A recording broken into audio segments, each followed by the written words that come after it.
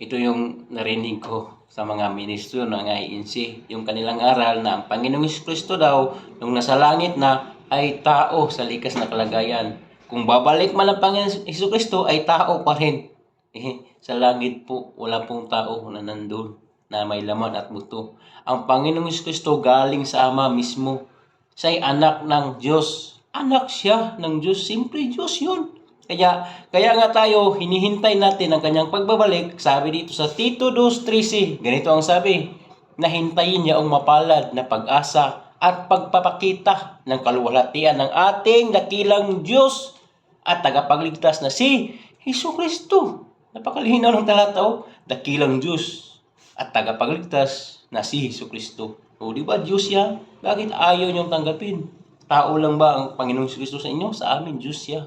Tagapagligtas nga, di ba? Walang taong tagapagligtas sa ating panahon ngayon, kundi ang Ama at ang Anak. Napakalinaw yun, mag-ama yan.